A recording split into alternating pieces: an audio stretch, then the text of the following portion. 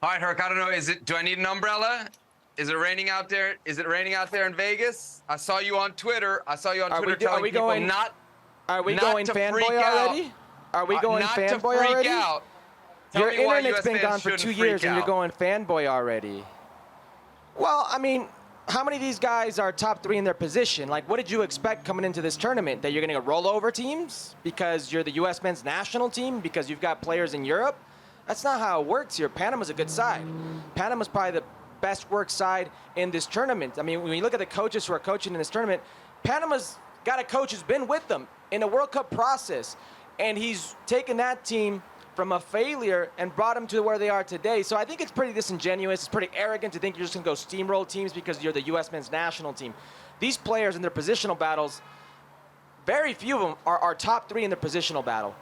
So I thought it's a little bit fanboyish on your part to come out like that, and I'm a little disappointed. Oh, Herculez Gomez from his mountaintop is disappointed in the fans, the toxic fans of the U.S. men's national team. There he is. Herculez Gomez, not a man I'm disappointed of the people. in you. Not a fan You're of the people. You're an ESPN professional. You're not a fanboy. What are you doing? Allegedly. They make me work with you from time to time. Hey, let's get into the performances tonight. I mean, I don't know if there's anybody from the U.S. side that you really want to highlight. For me, if I'm going to point out somebody that I was especially disappointed in, Herc, is a guy that we've talked about a lot on this show. The U.S., they didn't have a lot of chances in the first half, but they did have some clear chances in the second half. Brandon Vazquez especially, beyond the chances to finish, he's a big dude, man. I expected some serious hold-up play from him when I saw him in the starting lineup. On top of that, we know he's been itching to get a start, Herc. And for me, Brandon Vazquez, I know he's not an A-list player, but against this Panama team, I thought he would have way more success. We've been waiting for him to get a start. He had this massive opportunity, Herc, and he didn't really take advantage of it, did he? Yeah, Seb, and the worst part is, if he missed chances, you could say it wasn't his night. But when you're not getting those chances, you can still do other things, and he wasn't very good in the hold-up. He looked a little... Not just him. The team looked tired. They looked a step off. They looked like they weren't reacting. And just in terms of Brandon, this is his hometown, so you would have expected more from him emotionally, maybe a little pep in that step. It didn't happen. He looked like he was laboring out there. This is a player that we all have high hopes for. They're asking for about $8-10 million for him from Gladbach. That's been reported asked for him. You would have expected, I don't know, a little something. It was under the sun. Tough conditions. The field looked a little beat up towards the center of it. But even that, he looked a step off in comparison to the Panamanian counterpart, which Panama looked very good, and we'll get to that in a second. But I agree with you. He could have done more. Now, at some point, we're going to get to B.J. Callaghan and the lineup and what he didn't do. We can talk about these players, but if you really think about it, Seb, like I'm trying to rack my brain on, because he said it was his fault. He didn't set this team up to win, or he set this team up to fail. Think about the movements we've all been asking for. People wanted more Cade Cowell, less Sendejas. That ended up happening. People wanted Jesus Ferreira in a different position and Brandon Vazquez at the 9. That ended up happening. I mean, everybody else that you could possibly think of, people would have been okay with that midfield. They would have been okay with that right back, okay with that left back. Maybe Aaron Long wasn't the indicated player to come in for a Jalen Neal who's hurt. You could have probably thrown in there a Matt Miazga, who struggled as well, by the way. So when you think about this, like, I think he got it right. I think he got the lineup right. I think he got the in-game adjustments right. I think it's the American player today who let him down. It's the American player today who proved they weren't good enough to beat this Panamanian side. It's the B/C player that a lot have overrated, that a lot have thought arrogantly we're going to steamroll CONCACAF competition, and when we saw it happen against a very weak Canadian side, you brushed it off because you advanced. It was papering over the cracks, and here we are, and nobody should be surprised that Panama worked this U.S. men's national team the way they did. The first half was 66% possession for the Panamanian side. Literally had Buzio and had Mihailovic out wide with their fullbacks, with their wingbacks, trying to press them. And then Godoy and then Carrasquilla in the middle of the park doing as they saw fit, doing what they needed to do with the ball, bossing that midfield, and just really made this team run all over the place. I think U.S. fans might have expected the B team to win the Gold Cup, Herc, because, I don't know, they did it last time. I don't think this is as good of a B team as the B team that was here in 2021. It proves that there is at least some limit to the U.S. depth, because we saw what the gap between U.S. A's and everybody else in the region's A's were. At least if you're the rest of the region, you say, well, the U.S. B's are still not capable of showing up and beating our A's. I think pretty much what you see in this tournament is that the U.S., when they went up against good competition with these B's, really couldn't win a game, right? I mean, they didn't beat Canada. They didn't beat Jamaica. No, they couldn't make it competitive. And they couldn't beat You got to remember, Panama, Seb. you know? You got to remember, Seb, they didn't beat Canada. It's going to go down as a tie. They advanced versus Canada. That's a reality here. You look at this team, and you shouldn't be surprised. And also, we spoke about this many times. Like, how upset can you really be if Greg Berhalter himself doesn't even bother to show up? Big-ticket items, I will remind you. Bigger things than actually coaching the team. Big-ticket items. Yeah. To the point about BJ Callaghan made, you know, when I saw the starting lineup and I saw Brandon Vasquez and Jesus Ferreira in it, I started thinking 4-2-3-1, right? Because when actually U.S. Soccer puts out the lineup, they don't put it in the tactical. You think Jesus Ferreira is going to play as a 10, which is what we all kind of assume is his best role. If you're Jesus Ferreira now, you get moved out to the right wing. So the 10 is your best position. They don't really going to let you play that in the national team. The 9 is your second best position. You've at least proven you can be somewhat productive there. And now you're not getting a roll out there. Now you've got to go to the right wing. So I don't think BJ Callaghan really had a choice. When we find out that Zendejas is hurt with a hamstring and that Jordan Morris, you know, is limited as well. We know that he's been having some issues. There's not a lot of choices there. I think he has to make the change with Brandon Vasquez. So, Herc, then what happened between the first half and the second half? Because at least the U.S. looked competitive in the second half against Panama's A's. In that first half, it was varsity versus JV, and it was by far, I think, the worst that the U.S. has looked in this tournament. Oh, I agree with you. By far the worst they've looked in this tournament. They weren't touching the ball against Panama. Panama was outclassing them, bossing them in the midfield in that first half. Second half, the adjustments, you saw a Roldan, a Yedlin come on. You saw the shift all of a sudden of Jesus Ferreira taking on a more central role, operating behind. You saw a little bit more fight, grit, a little bit more pep in their step. And it's very simple and easy to say the intensity, because oftentimes it's not about intensity at this level. It's about tactical awareness. It's about technical ability.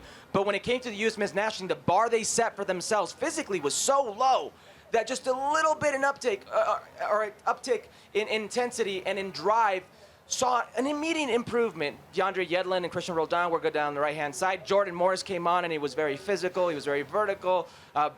You saw Jesus Ferreira operating, finding himself good pockets, getting on the end of things where he wasn't in the first half. It looked like a different team.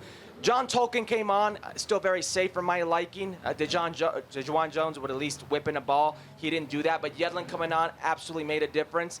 It's just, they looked like they died physically. They looked like they didn't have the gas in their tank for a majority of this game, and it really, really hurt them. Yeah, you made a point about that on the last show, just the difference in what the U.S. had to do in their quarterfinal versus what Panama had to do in their quarterfinal. Obviously, the 4-0 pretty easy win there against Qatar, plus the extra day's rest. And then on top of that, the 4:30 local start time, I don't think helped anybody, right? That looked like it was a pretty hot situation out there. Speaking of hot situations, let's get a hot mic here on Brandon Vasquez. Here's some more post-game reaction from the United States penalty kick defeat against Panama. Yeah, you know, frustrated. We knew this was going to be a tough match, and I think in the final third we were missing the final couple passes to have better opportunities. So definitely frustrating for sure. I was ready for it, you know. I prepare for every game the same, so blurring out the outside noises, just focusing on preparing and having my body ready the best possible way. And, you know, it was a quick turnaround, so yeah, I was just completely focused. Yeah, you know, I'll say I think I had like one clear chance of goal. And yeah, you know, it was just a little bit frustrating to not be able to put that in the back of the net. But you know, soccer's that way. You know, not everything's gonna be perfect, and we just gotta bounce back from this. So yeah. Brandon Vasquez scoring off the bench quite a bit in the Gold Cup. Got his start here against Panama, excuse me. Couldn't find the back of the net or the score sheet. There you get a look at his heat map action from the semifinal against Panama in San Diego. Herc, let's go big picture on what we saw from the U.S. based on your reaction to my intro off the top of the show, I don't think you're going to label going out in the semifinals a fracaso. So what are you going to call this tournament for the United States men's national team? I mean, expected. Did you expect them to win this tournament? Did you expect them to really roll through teams? If you go back to Gold Cup, they didn't do that either. I mean, they were outplayed in a lot. At the final they won, they were outplayed by the Mexican national team here in Las Vegas. This is CONCACAF allowing the U.S. men's national team and Canada to say this tournament is not important. And you saying, we agree it's not important because you're not bringing your A team. You're allowing those players, and I think rightfully so, to go prepare for the European seasons. If they had a choice, I think everybody would say if you have these players in this situation, go. You've already proven you could compete in a tournament like this with a lesser squad. Do it again because CONCACAF is telling us that this tournament doesn't mean as much as the Nations League. So I was under no illusions that the U.S. would compete to win in this tournament. I was under no illusions that we'd see a Mexico or U.S. lift the tournament trophy. It's changed a little bit right now, but this U.S. men's national team was not in a position to compete, and we saw those faults last round versus Canada. Herc, I'm wondering what the point of the tournament was, right? If as you say, it's not to win, it's to get guys experience, then I think we should look at that, right? And the numbers suggest there's quite a bit of growth there. I think 22 players got to start in this tournament. A lot of those guys are not going to get real competitive minutes. They got them against, in some cases, decent competition. You got Jamaica's A's, you got Panama's A's, you got Canada's B's. But I think beyond that, when you look at kind of the opportunities, I think a lot of guys beyond Brandon Vasquez missed opportunities. Matt Turner is a guy who you say, okay, he used this Gold Cup to further enhance his position with the national team. He's further locked himself in as the number one. Is there anybody else for you, Herc, who proved something to you in this tournament that you didn't know about them before? We might say Jesus Ferreira moved his stock up, but did he really prove anything in this tournament that you didn't know about him before? You knew he could dominate at this level. The one guy who I really think helped his cases for 2026 is James Sands. And that's a lot about the position. I think you need a like-for-like replacement for Tyler Adams. Every time Tyler Adams gets hurt, you can't have to switch your formation to go to a double pivot. You need a like-for-like. Before James Sands stepped up, it was what, Johnny Cardozo? I mean, I thought James Sands was good tonight. I thought he was good throughout the tournament. Tonight, even with some fatigue factored in. But I think there's maybe one guy who really helped himself for 2026 outside of Matt Turner, who I think we already assume is going to be the starter then. I agree. I was going through the positional battles earlier this week, and when I came to that number 6 position, defensive midfielder, I caught myself thinking, Johnny Cardozo, number 2? Yes? No? Kellen Acosta? Yes? No? Nah, it's not there. And I'm like, who else? It's James Sands. He's in that positional battle right now in the top 3. But every other position, whether it's center back, whether it's left back, whether it's right back, whether it's, center forward in the wing, whatever you want, there are positional battles that I don't think anybody here helped their stock in. Nobody moved into a top 3 positional battle outside of James Sands. That's a reality. Now, you spoke about the missed opportunities. Missed opportunity for U.S. soccer. Given the circumstances that CONCACAF says it's okay, send your B team, send a lesser team. Given those circumstances, I understand allowing Christian Pulisic, Fowler and Callaghan, Ricardo Pepi, Tyler Adams, Weston McKennie, Yunus Musa, Anthony Robinson, Serginho Dest, your center backs. I understand that. I understand allowing them to go fix their club situations and rest for the upcoming European season. What I don't understand is why this group? Why not make this tournament mean something? Why not bring in a group that will actually compete in the Olympics? A U23 team. A team that you think could be a combination of the U20s we just saw in Argentina and a U23 team that you think will actually be in the Olympics in Paris. Why not do that? Why not allow them to gel, allow them to compete with each other instead of trying out this, a glorified MLS squad? You know who would be in that team is Cade Cowell, who was in this team, and he's probably another player who I think might have upped his stock in this tournament. You agree? Yes or no. I think Cade Cowell has a few things going for him. Cade Cowell is very direct, very vertical. He's very physical, speed. I still think he needs to polish himself in the final third, but he's young. He's going to get there. And I firmly believe it's when it doesn't go well that you learn more from those events. I think he's going to be a better player for it. But that said, like if we're going to put him against the A guys and see how much his stock against those guys. I don't think it's a case where anybody feels overly confident about him cracking that right now. The United States losing in penalties in San Diego to Panama in the Gold Cup semifinals, meaning the U.S. will miss out on the Gold Cup final for the first time since 2015 and just the second time since way back in 2003, the beginnings of Herculez Gomez's career. How about that? It was that long ago.